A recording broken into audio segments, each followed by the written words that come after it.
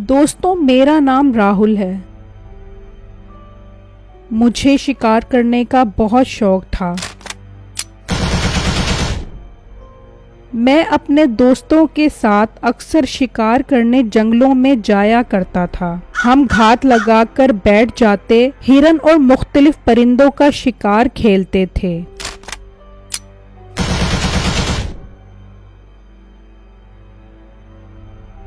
अब हमारे कॉलेज के एग्जाम्स शुरू होने वाले थे, इसलिए हमने फैसला किया कि कुछ दिन हम दिल लगाकर पढ़ाई करेंगे और पेपर से फारिग होकर ही अब हम शिकार करेंगे। हमने एग्जाम्स की तैयारी शुरू की और इस तरह कई दिन गुजर गए। आज हमारा आखिरी पेपर था। पेपर से फ्री होकर हम कैंटीन में बैठे थे तो मैंने अपने दोस्तों से कहा, यार शुक्र है जान छूट गई पेपर से। अब शिकार पर चलने का प्रोग्राम बनाते हैं। हाँ बात तो ठीक है, शिकार करना तो अपना पैशन है। उफ यार, मैं तो शिकार किए बगैर रह नहीं सकता। तो फिर दोस्तों आज से तैयारियां शुरू करते हैं। कल ही शिकार के लिए रवाना होते हैं। सलमान यार, इस बार साइबेरिया के जंगल में चलते हैं शिकार करने के लिए। ओ भाई खैर तो है? वहाँ सुना नहीं कितने खतरनाक जानवर हैं। यार मुश्किल शिकार खेलने का ही तो मजा है, फिर बाद में ये दिन कहाँ नसीब होंगे। हम तीनों दोस्तों ने एक ऐसे जंगल में शिकार करने का प्लान बनाया जो बहुत ही खौफनाक था।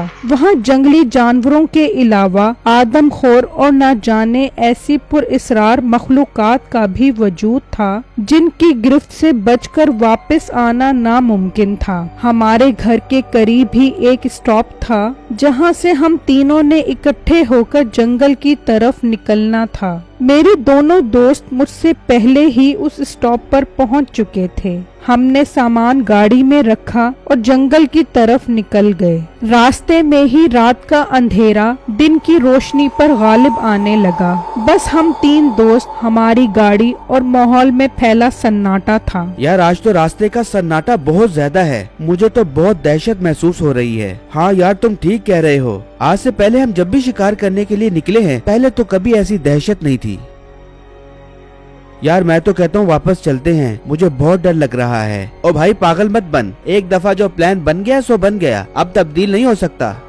हम तीनों में से एक दोस्त ने शायद उस खतरे को भांप लिया था कि ये खामोशी, ये सन्नाटा किसी बहुत बड़े तूफान का पेश खैमा है। कुछ आगे आने पर हमें एक साइन बोर्ड नजर आया जिस पर खतरे से आगाही का निशान था। हमने उस चीज को नजरअंदाज किया और जंगल के अंदर दाखिल हो गए। जंगल में मुकम्मल अंधेरे और खौफ का राज था।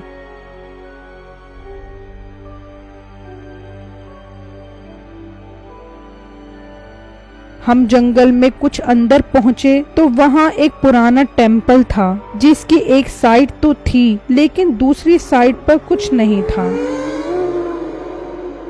यार ये जगह ठीक है, यहाँ पर खैमा लगाते हैं। क्यों, ठीक कह रहा हूँ ना? हाँ राहुल ये ठीक है, तुम आग जलाओ, बहुत ठंड है, तब तक हम खैमा लगाते हैं।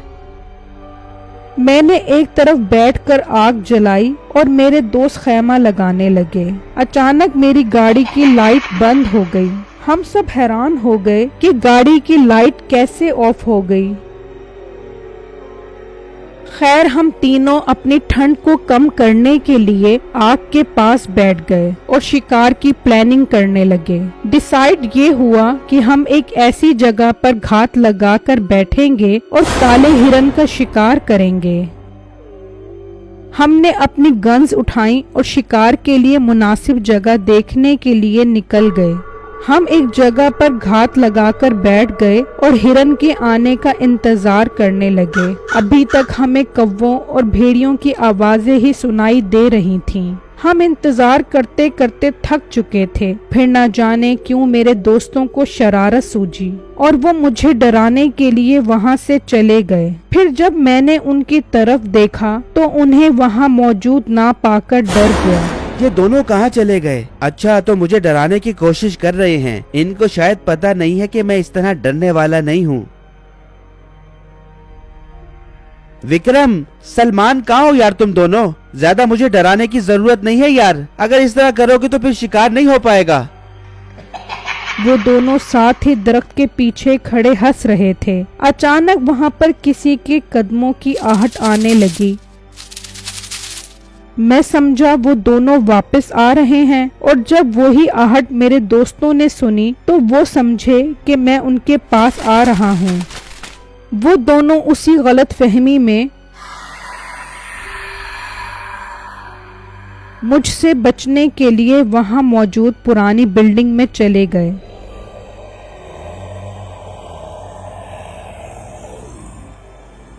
फिर एकदम कदमों की आहट भी बंद हो गई और हर तरफ सन्नाटा और खामोशी छा गई। अब मुझे डर महसूस होने लगा था। मैंने सोचा कि वापस कैंप की तरफ जाना चाहिए।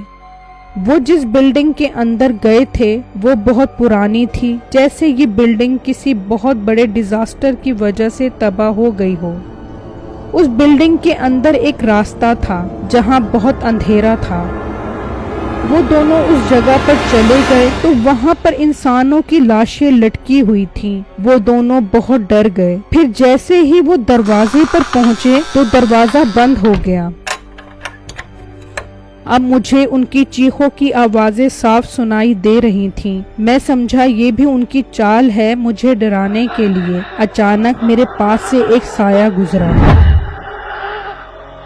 और साथ ही पूरे माहौल पर एक अजीब सी खामोशी छा गई। अब मुझे खौफ महसूस होने लगा था कि अचानक मेरे दोस्त की आखिरी आवाज मेरे कानों में आई, राहुल!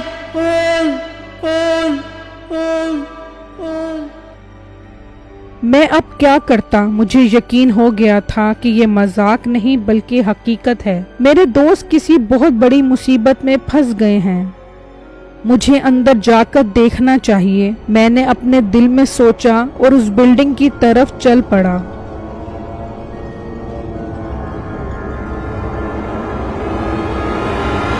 जब मैं अंदर आया तो देखा कि मेरे दोनों दोस्तों की लाशें जमीन पर पड़ी हैं और एक अजीब सी बला उनका गोश्त खा रही है। मैं बहुत खौफजदा हो गया।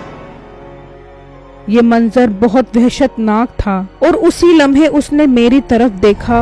वो बहुत ज्यादा खौफनाक थी। ये सब देखकर मैं अपने आसाब पर काबू न रख सका और बेहोश हो गया। फिर न जाने उसके बाद क्या हुआ, मुझे कुछ नहीं मालूम।